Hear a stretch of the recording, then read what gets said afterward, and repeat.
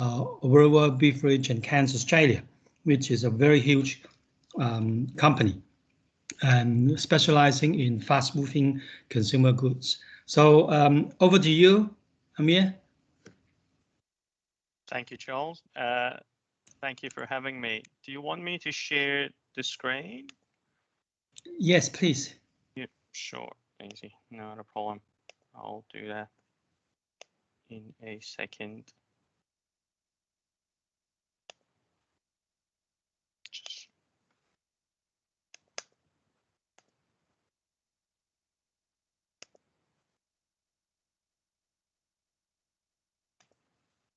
last minute technical difficulties. Don't we love it nowadays?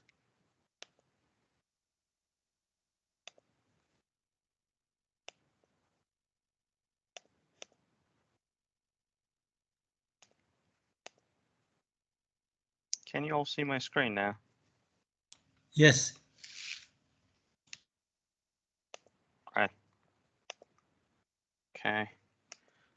Trying to, I do apologize. Just give me 1 second so that I can adjust this because the mode doesn't seem to be correct.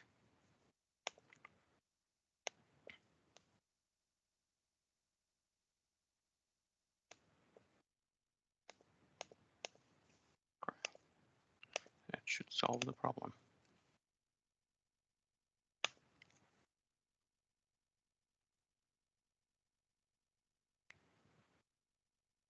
It's up. And can you see it in full screen as well, or is it in the small screen? It's in full screen. Perfect. Perfect. Okay. Fantastic.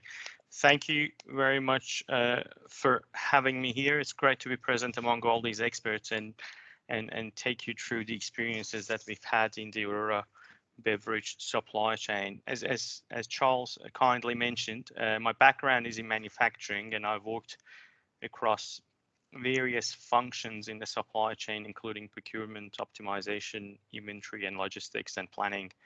And prior to joining industry in Australia, I've had some years of study, research, and teaching experience at RMIT. So I can relate to many of the conversations that Dr. Godus has been having as well at the start of the presentation.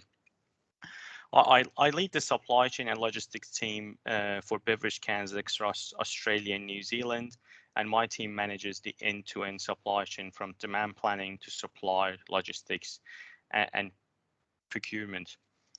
Like many companies, during the last 20 months or so, we were hit by a global pandemic, and we've had a very challenging, but at the same time, very insightful 20 months or so. So at the same time, I'm very proud to say that during this period, we continue to deliver outstanding service to our customers, and our DIFOT levels in total level is at above 99% still.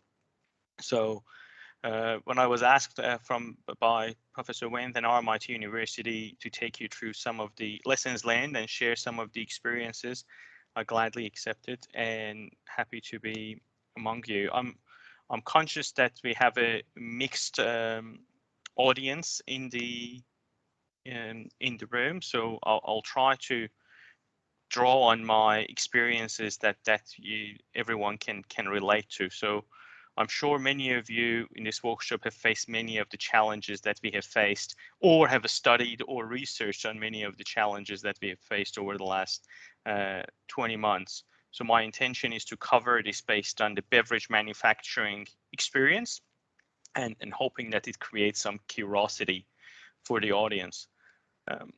From a content perspective, I'll give you a quick background around the Aurora beverage cans and its supply chain firstly. Then I'll take you through a brief timeline of the pandemic and how it hit our supply chain in particular. It's important just to understand how the fluctuations across supply and demand impacted our business. And then I'll take you through really three key topics. Firstly, the challenges in the ocean freight market, and Dr. Kim touched on a few of those. Ocean freight market has been quite unstable over the last few years. So I'll take you through those challenges that we have faced and how we've dealt with that. Then I'll cover a bit of the supply chain planning principles that we adopted. Again, drawing back to what Dr. Godus was talking about in terms of building agility in the supply chain. And lastly, I'll talk about some of the supplier management and optimization concept that we adopted and established over the last 20 months or so. Okay, so how does our supply chain look like in the first place? So from a supply chain perspective, Aura supply chain, Aura Beverage Cans has total of 6 manufacturing sites. So we have manufacturing sites technically in all Australian states beside South Australia. And we also have a manufacturing plant in Auckland, Virry, New Zealand. At the same time, we have one single manufacturing plant in Ballarat that produces the top of the cans, or we call it ends in a way, and that's a single manufacturing site that produces that product. We have around 1,500 SKUs across our network, across around 200 customers in various sizes, and we ship and produce and ship billions of cans across Australia, New Zealand, Asia Pacific, and at times to Asia and United States as well. Our key customers in Australia and New Zealand are Coca-Cola, or European partners now they're called, CUB, which are purchased now by Asahi, Frucor in New Zealand in particular, and we have customers across PNG and Tahiti. But those are technically the big end of the town from our customer perspective. And we have the smaller end of the craft market as well. If you are a beer drinker like me in Australia, you'll see that there is a fair bit of craft beer growth at the moment in the industry, and a fair few of those obviously are our customers. Our service model in Australia and New Zealand is mostly just in time. So we deliver on a just in time basis to our large customers. However, our smaller customers are make to order customers, so they have a different service model. We import our raw material from across the globe. Ironically, we import a fair bit out of Asia. We import out of Korea, in particular out of Busan. I'm sure our Korean audience would be familiar with the company Novelis. So they are one of our biggest and best suppliers from a supply perspective. And we do have imports out of Thailand, Africa, Europe, and the lead time of our imports varies anywhere between 3 to 6 and 7 months. That's really the lead time that we have to replenish our aluminium, which is the key raw material that we import across Australia and New Zealand. And roughly, we purchase around 3 to 400 million worth of aluminium, and we spend around $40 to $50 million in logistics. That's roughly the amount of money that we spend in the logistics space. So I hope that gives you a bit of like an overview in terms of how our supply chain operates. Going to the pandemic and how it hit us and how it impacted us, I tried to create a chart manually, as you can see, to show really how we went through the pandemic and how it impacted our supply chain from an FMCG perspective. It has been quite an interesting journey. If you guys recall, the variants of COVID-19 started appearing in Australia in early 2020, maybe late 19, but early 2020, definitely. And there wasn't really much of an understanding on how the overall market and industries are going to react. We had the first key action from the government, and our borders were effectively closed from mid to late March. And that's where our international border was closed. That was the time really that there was a significant drop of demand from a customer perspective. You will see that I'm showing two different lines here. The red line is the supply line and how we were coping to supply our customers. And the blue line really is a demand from customer perspective and the demand that came through. The first step of the challenge that we had was that our customers significantly dropped and draw back on the request from us. So overnight, it was, I can vividly remember that it was late March, that the forecast that we received from our customers had a drop of more than 30 to 40%. What that meant is that we were facing with significant amount of excess inventory in our network, because obviously we're always ahead of our customers in terms of production. But the other challenge that we had was that our operations needed notice periods to our operations team to be able to change rosters and take capacity out.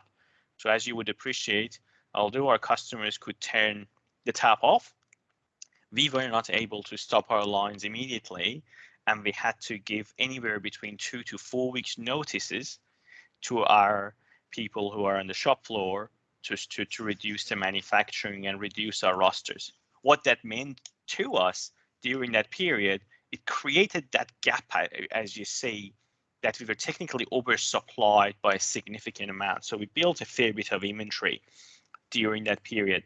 It was a big concern, a fair bit of cost going to the bottom line from an external storage perspective, occupying a lot of packaging across the network. But it was something that was inevitable and we needed to face with. Very quickly, and you see a sharp increase of demand again, just the start of April, that all of a sudden our customers noticed that, okay, no, this is not the situation and how our COVID-19 is going to point out. In fact, if we have issues in terms of international border closures and lockdowns, there will be more in-house consumption, and people panicked. So we had like the toilet paper phenomena across the supply chain. And what we noticed is that customers are going through the supermarkets, purchasing significant amounts of soft drinks, alcohol, and toilet paper, of course, as one of the key items. So what we saw was a significant shift of demand. Our capacity capability. Again, we've given notice to all our staff that we want to roll back on the rosters. Before even that coming into force, we had to give them another notice that we want to go up. And I'm not sure how much familiar you are with the bargaining agreements across Australia in particular with the staff, but we can't really chop and change and say, sorry, we want to change. We still had to give another notice. So we fell behind. If you look at the period between June and July, we fell behind of what really our customers were requiring from us. But in a way, we were lucky because we had the inventory that we built unintentionally during the first phase of the drop of demand. That's really what happened at the start during that period. Then there was a significant growth of demand, but very stable growth from there until end of calendar year 22 to start of calendar year 21. That's where work from home was quite very common and established across the country. Everyone was feeling comfortable, but at the same time, as many people would know, when you start drinking some of these cans, it's really hard to stop. So although I wasn't necessarily a soft drinker, I started drinking some, and obviously there was a lot of restaurants and bars and pubs closed, so the alcohol consumption was at home. What that meant is that there was a lot of consumption of aluminium cans in particular in our case, which drove the demand so strong that we barely kept up with the demand, but at macro level, we still kept 99% offer level because of the inventory that we built prior to this significant shift of demand. Following that, we started having some disruptions, and Dr. Kim mentioned around the challenges from the shipping line in particular. That started with significant challenges for us. We were importing, obviously, aluminium globally. There is a lead time of 5 to 6 months, and you see this significant growth. We could never cover it with the safety stock that we have in our network. That would have been impossible. So we had to increase our orders significantly, at the same time trying to expedite those orders. But that became a major challenge for us, especially when the shipping line started missing deliveries and having service delays. And that's on top of the increased cost that they push through the network.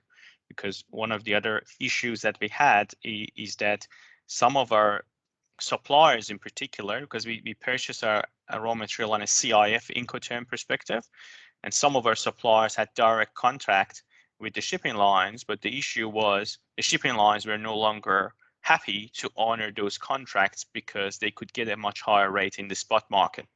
And it took a while for our team to be able to come back and try to respond to that trend and what was happening out there. So we had a bit of an unstable environment at some point, and then since start of mid last year, all of a sudden the demand started dropping, but the demand dropped not because of the fact that people are taking less product home. It was the fact that there was less capability across the end-to-end supply chain to keep up with the customer demand. And when I say that, you've seen a lot of, probably in Australia in particular, I'm not sure how much of that issue was occurring in Korea. You've seen a lot of pallet issues as an example, that there was a shortage of pallet, and there is still a shortage of pallets across the supply chain in Australia and New Zealand for that matter. So our customers didn't have enough pallets to put their product. Again, we're lucky that we have our own customized pallets that we use, but many of our customers didn't have enough pallets. There was shortage of variety of products. There was talk of AdBlue shortage for truck drivers for a while. We've had challenges with the magnesium going back again to aluminium supply because of some curtailment of production in China in particular, because of some environmental aspects. The magnesium production was significantly reduced. That significantly increased the rate and the price of aluminium, but at the same time, there was a shortage of aluminium across our network. And ultimately, this is where we live at the moment. It's quite a volatile environment, unfortunately. We don't have the lockdowns anymore, which is positive. But with the COVID outbreaks that are happening left, right, and center, many of our supply chains are being impacted and are not able to necessarily drive a lot of those outcomes that they want from a consumer demand perspective. So I typically call calendar year 20 a honeymoon period for our business in particular, because it was a strong and stable growth. And I call calendar year 21 the more challenging period. We are yet to see how calendar year 22 is going to play out. But if you see, I'm trying to create a forecast to give myself a bit of confidence that our supply chains will settle down and we'll be able to have an easier life going forward. That's really an overall view of the pandemic and how it's impacted our supply chain. So just going back to the three topics that I wanted to cover, the first one is ocean freight, and everyone talks about ocean freight and how it impacts their business at the moment, especially over the pandemic. But from my perspective, the problem from an ocean freight perspective didn't really start at the start of the pandemic. This process started 4 or 5 years ago. So we had significant mergers among shipping lines. So Costco and China Shipping had a merger in late 2015. CMA purchased APL. We had Hanjin's bankruptcy. We had Maersk buying Hamburg Süd. We had NYKK Line and MOL merging into one shipping, and Hapag-Lloyd purchased UASC, and Costco bought OOCL. So that was a significant merger among shipping lines over the last 4 or 5 years, which really came to fruition in around 2018, because those shipping lines started rationalizing the route and taking capacity out of the market to balance the supply and demand. The reason was, over the last 10 years or so, the shipping rates is significantly dropped. So shipping lines were not really making that much money, and that was the reality. And there was really significantly low rates in the market. I could put my hand up and say, I have been sending, for example, containers as cheap as $50 a container from Australia to Korea. $50 US was the cost of sending that. At the moment, I can't get it for $1,500 or $2,000 even. So it's a significant shift and dial change that the shipping line started even before the pandemic. What happened with the pandemic was that after this slump of demand and the reduction of demand, all of a sudden there was a significant increase of demand, which they could no longer keep up with, because they have rationalized all those lanes. They have dehired some of the old vessels, and going back to what Dr. Kim mentioned, their orders for bigger vessels would take years to come. So not that necessarily shipping line, from my perspective, very much of a rush to add capacity to the market, because they have been and they continue to enjoy a fair bit of positive impact from a pricing in the market. But that's really what happened. And historically, if I go back to the strategies, how we dealt with this issue with the shipping lines in particular, is that historically we had global contracts with the shipping lines. So what I mean is that we would go to global tenders and RFPs from a procurement perspective, purchase the rates directly from the shipping lines, then hand over those rates to our 4PLs or freight forwarders for them to manage our contracts.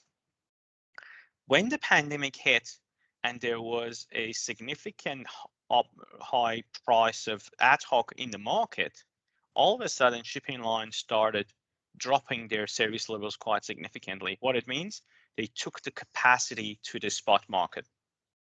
What that meant is that our rates could no longer be honored, although they were committed to the contracts, but the excuse there was that there's no capacity in the market, therefore they cannot give us the space. What that meant is that we almost shifted back to the old method of driving our ocean freight through freight forwarders. So that in a way was a bit of a revival for the freight forwarders, because they could technically go to the market and the spot market and purchase freight for us. So that's really the first trend that hit us quite hard, because as an example, if you were paying, for example, $300 a container to move one container from one location to the other, all of a sudden we were paying around $3,000, then $4,000, then $5,000. It was a significant growth of rate that challenged us quite heavily. One of the strategies that we quickly adopted directly is we reverted back to a direct purchase from the shipping lines, but not on an annual contract basis anymore. What we came back to do, we went to an ad hoc spot market purchase directly from the shipping lines. So we allocated the resources into our procurement team to go to the market every 2 months, every second month, and purchase and get rates for certain lanes. That's really how we try to deal with the significant increase of cost. It hasn't come down anywhere near the levels that it was in the past, but it has slightly helped us to manage our cost. From an ocean freight perspective, beside the rate component, it was the capacity and reliability and service issue, obviously.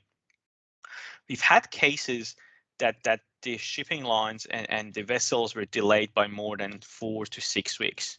So they were missing the ports, they were dropping the ports, and they had significant issues from a capacity perspective. So we had containers, for example, that were being transshipped from Busan to Singapore coming to Perth, and we had delays of 4 to 6 weeks because containers were sitting in Singapore and they couldn't meet the vessels to leave. So we had to reroute some of these containers from Singapore to East Coast Australia, for example, bringing them to Melbourne, and then offload them and truck them to WA, believe it or not. So it's a very costly exercise. It's a very expensive and difficult exercise, but we had to reroute our shipping to be able to get through that period. Again, financially very damaging, but at the end of the day, it kept our service levels at the levels that we have promised to our customers. The other component was the port rotation across.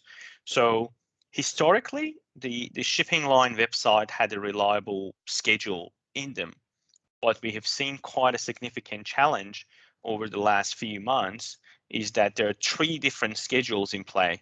Your freight forwarder gives you one schedule, the shipping line website provides you one schedule, and then your supplier in the origin has a different schedule on hand.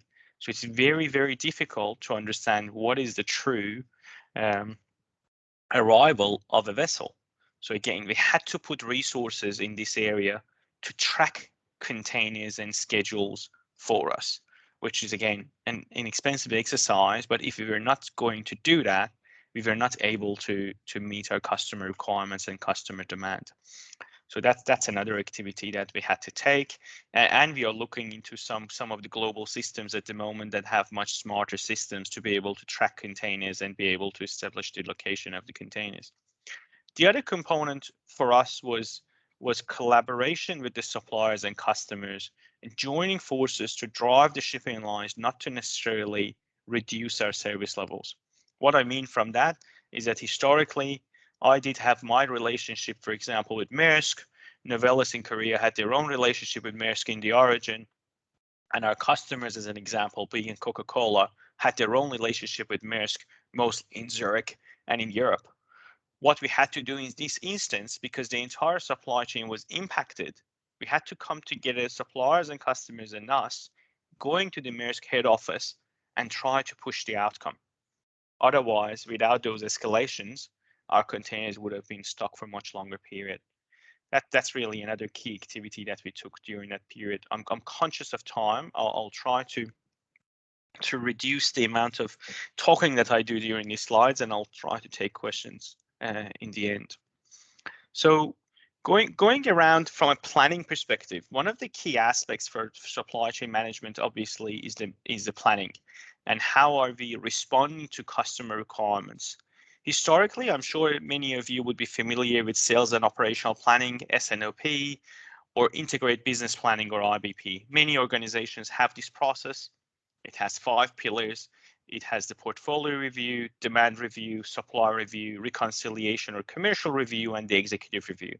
It's a monthly process happening every month with the horizon of at least 24 months. We've had a very robust IBP or S&OP process in place. However, what we noticed is with the pandemic, that wasn't enough to respond to ever-changing customer requirements and the supply disruptions that we had. So very quickly at the start of the pandemic, we rolled out the ITP process, or integrated tactical planning process. So although our individual sites had the capability to respond to some local changes, however, our entire network couldn't be really optimized without having the integrated tactical planning in place, because the monthly process were too slow to respond to ever-changing need of our customers. So we're almost doing a condensed version of the IBP on the weekly basis.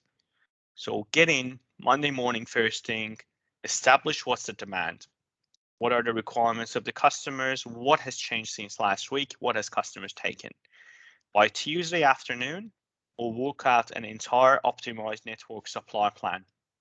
Wednesday mornings, we review and try to adjust, get the authority to move product if need be. Wednesday PM, we get together with customer service, planning, logistics, and commercial to finalize the plan. We sign off, and Thursday afternoons, we roll out the plan, do it again on Monday. So that ITP process and optimization of our network was quite an important step for us to be able to lead through the pandemic. The ITP process doesn't have as much of a long horizon of 24 months, but it has a horizon of 21 weeks for us. And it's on a weekly basis instead of a monthly basis. And the reason we go at least 21 to 25 weeks out is that that's really where the lead time of our key raw materials are. So you want to have that in the granular level and understand where our supply chain capability sits based on the customer requirements. Moving on to the next component of planning, obviously, is inventory management. I'm sure many people will ask, okay, so long as you have the inventory, then you'll be able to deal with any uncertainty. But reality is that the inventory has a backbone called working capital, and every company can only afford so much inventory to put on the floor because the cost of inventory will go up quite significantly. So dealing with the supply chain uncertainty, obviously need a good working capital position, but there is limits to that. There are 3 pillars from my perspective to inventory management. And when you look at the safety stock and the inventory calculation formulas, you always find there are 3 key components that feed into those formulas. Is the forecast, how much demand is required and what's the volatility of that, what's the service levels that we want to deliver to our customers, what's the lead time that goes from an end-to-end supply chain to this inventory. So those were really the key areas that we focused on very early on. First one was demand forecast. Forecast was unstable. There is, in an environment, especially currently with the environment that we have, forecast goes up and down on a very frequent basis. So what we had to do, we had to increase the frequency of our reviews. We had monthly reviews with our customers from a demand perspective. We dropped them to weekly reviews. And in certain periods of peak, we dropped them a twice a week review, especially with the key customers. So we came much more closer to our customers to understand the full requirements and what demand they have. The other component is that we couldn't really do that demand review in the full detail. Therefore, we had to make a decision, okay, at what level of really granularity do we want to do these weekly reviews? So understanding what hierarchy you do your planning was very important to us. The other component was, what is the service level tolerances that we want to agree with? Do we want to stick to the DIFOT measurement based on first time requested? Or do we agree that we measure our DIFOT on a negotiated DIFOT level? Because there was quite a significant change across our network, and our customers couldn't expect us to deliver the historical services with the old definition of the DIFOT that we had. The other component, do we manage our systems? Because it's a significant task to manage 1,500 SKUs, 200 customers demand on a short time basis. So we had to really significantly review our demand processes and adjust that. The other component was the capability and capacity. People were really overwhelmed with the amount of work and activity that was happening. So we needed to add resources to be able to deal with our customers' requirements. And one thing that comes back, the traditional safety stock formulas and calculations can't cope with current uncertainties. Because if you use the traditional formulas and you put the volatility of demand and the uncertainty of lead time, they'll ask you to have to keep months and months of inventory. But going back to the working capital conversation, that's not feasible. So what we needed to do, we needed to build operational flexibility and agility. So we worked very heavily with our operations team to be able to reduce the notice period of the change of rosters. That was quite important to us. We worked with the operations team to increase the number of changes that we can make on schedules. So to be more agile and more dynamic, responding to customer requests. That naturally brings some inefficiencies. That goes against all the lean practices and exercises that we've had over the last few decades in terms of optimizing your schedules, optimizing your line, but that wasn't possible. And the other one was a more frequent review of inventory. So reviewing our inventory on a constant basis to be able to manage and work through. I do apologize. I'm trying to race through so that we don't hold people much longer than planned. The other key component for us was around people and safety. We have a company that values safety and people. It was important for us to focus on their safety. We had a lot of new suppliers coming on board during this period. As you can imagine, when you're hitting with the pandemic and your old suppliers are not able to respond, you bring new suppliers to your network. When we think about it from a logistics perspective, we had significantly more logistic providers in our network coming to our site, carrying our products. But we couldn't forget about chain of responsibility as an example, about the audits of chain of responsibility, about the inductions and how we manage that. So that was an important piece of activity that we took very early on to go to a systems-based model that they could do the inductions online. We could manage many of those online, that they make sure that they adhere to our procedures and also the COVID procedures that we had. So COVID procedures was something that was added to our procedures as well. COVID transmission was a concern. So we had the rapid testing. We've had the rapid testing implemented in all our sites for the last 6 months or so. And we have smartwatches for all our staff so that in case of for example, outbreak in the site, we know the individuals who have worked next to each other for a longer period of time, and that will enable us to isolate only certain individuals. Otherwise, in the old definitions, and this is not now, this is 6 months ago, under the old definitions, we had to shut many of our sites for multiple weeks. So that was important for us, and to be able to train and resource our people to make sure that they stay safe.